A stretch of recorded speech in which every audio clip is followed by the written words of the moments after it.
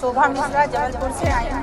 मैं बेटी शिक्षक की माँ हूँ। मैं अपनी बेटी के लिए आई हूँ सर। मेरी बेटी ने दो एग्जाम पास किए, बहुत मेहनत की उसके, और उसका वो बहुत डिप्रेशन में आ चुकी, वो आने लायक नहीं थी, इसलिए मैं आई हूँ सर। और वो हमेशा ये पूछती मम्मी हमारा होगा कि नहीं, मम्मी हमारा होगा कि नहीं, ये सब देख के मुझे बहुत दुख होता है सर। इस वजह से मैं चाहती हूँ कि पद्धति हो और बेटी क्लियर हो, हमारी बेटी को डिप्रेशन से बाहर निकले। पीएम कार्यालय को, गृह मंत्री कार्यालय, मुख्यमंत्री कार्यालय पर भी हमने अपनी, लेकिन अभी तक हमें कोई ठोस आश्वासन या इस पर कोई सरकार की ओर से कोई कार्रवाई नहीं।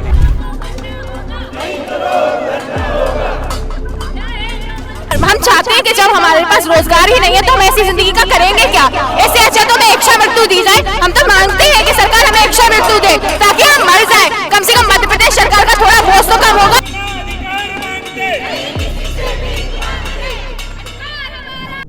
हम अपना अधिकार मांगते नहीं, किसी से भीख मांगते। तो ये दृश्य है मध्य प्रदेश की राजधानी भोपाल का, जहां उच्च माध्यमिक शिक्षक भर्ती वर्ग 1 2023 को लेकर अभ्यर्थियों ने रानी कमलापति स्टेशन पर विरोध प्रदर्शन किया। पूरा मामला क्या है, इन शिक्षकों की आखिर मांग क्या है, और अगर सरकार इनकी मांग पूरी नहीं करती तो ये शिक्षक क्या करेंगे, ये सब जानने के लिए देखिए 10 सूत्र की खास रिपोर्ट। शिक्षक भर्ती वर्ग 1 के अभ्यर्थी आज फिर से पद वृद्धि की मांग को लेकर भोपाल पहुंचे हैं।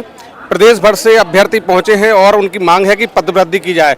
सरकार लगातार उनकी मांग को टाल रही है। इससे पहले भी पद वृद्धि की मांग को लेकर ये अभ्यर्थी हजारों की संख्या में भोपाल पहुंचकर प्रदर्शन कर चुके हैं। सीएम हाउस तक पहुंचने की जिद पर अड़े हुए हैं और उनका एक प्रतिनिधिमंडल सीएम हाउस पहुंचा हुआ है। हम बात करेंगे यहाँ पर पद वृद्धि की मांग को लेकर ये बार बार जो प्रदर्शन चल रहा है, इससे आखिर इसके पीछे क्या चल रहा है, किस तरह से इनकी मांग है, कहां से आए? सभी अभ्यर्थी लगभग मध्य प्रदेश के 53 जिलों से एकत्रित हुए हैं। जी।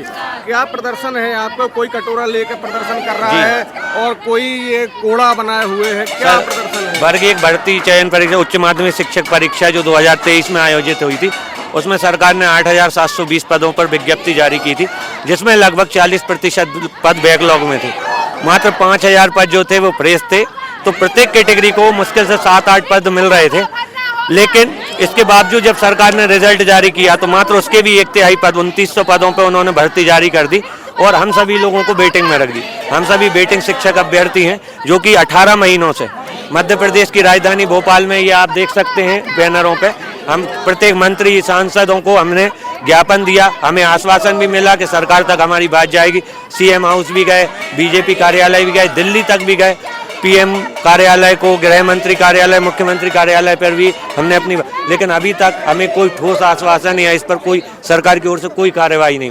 तो आज हम सब परेशान हैं, योग्य हैं, परीक्षा में 85 नंबर लाकर आज हम वेटिंग में हैं, सड़कों पे इस तरीके से अपनी मांग के लिए भीख मांग रहे हैं। तो कहीं ना कहीं आपके माध्यम से सरकार को हम ये निवेदन करना चाहते हैं कि वे जल्द से जल्द हमारी इस बात को सुने, क्योंकि 20 फरवरी को जो हमारी वेटिंग वैलिडिटी है वो उसकी तारीख जो है वो ख़त्म हो जाएगी। इसके पश्चात जो हमारे लिए रिजल्ट है वो एक कागज़ का टुकड़ा, हमारे सपनों के टुकड़े टुकड़े हो जाएंगे और हम इन सड़कों पर लाचार नजर आएंगे।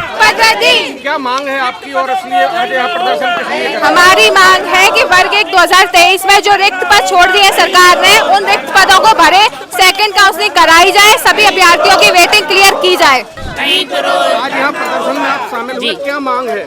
सर, हमारी सरकार से यही मांग है कि वर्ग 1 में हजारों पद खाली है, पद वृद्धि करके हम लोगों का भविष्य सुनिश्चित करें, बच्चों का भी भविष्य सुनिश्चित हो और उनके साथ साथ हम लोगों का भी।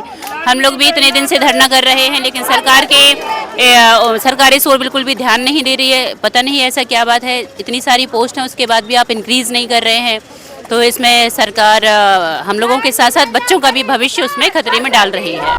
महिला अभ्यर्थियों का ये तक कहना है कि वे सक्षम हैं पैसे कमाने के लिए, उन्हें लाडली बहन योजना की राशि नहीं चाहिए। कटोरा लेकर प्रदर्शन कर रहे हैं और जो कलेक्शन कर रहे हैं जी, क्या है ये, उसका मैसेज क्या देना? इसका मैसेज ये है सर कि सर हम सम्माननीय हमारे भाई साहब सीएम साहब जो है वो हमें 1200 रुपये अपनी बहनाओं को दे रहे हैं। आज हम उन्हें ये बताना चाह रहे हैं कि हम पढ़ी लिखी बहना हैं और 2 परीक्षा पास किए हुए, हम 1200 रुपये नहीं चाहिए हमें। हमारे यहाँ इज्जतदार जो हमारी नौकरी के लिए हम सिलेक्ट हुए हैं वो नौकरी दीजिए हमें, जिसके लिए हम सिलेक्ट हुए हैं। हम 1200 के लिए नहीं हैं, 1200 हमें उनका नहीं चाहिए है, ये उन्हें दीजिए जो इस लायक हों। आपकी बहन है और इस लायक बन चुकी हैं कि हम एक इज्जतदार नौकरी कर सकती हैं और अच्छे तरीके से अपनी कमाई कर सकती हैं, सब कर सकती है। हमने दिखाया है, परीक्षा पास करके हमने अपना दिखाया है। ये भीख के 1200 नहीं चाहिए है, ये हम वापस कर रहे हैं। इसमें ज़िंदगी नहीं होती है क्या? 1200 में ज़िंदगी हो जाती है? आज 1200 में ज़िंदगी कोई करके बता दे तो फिर हम जाने।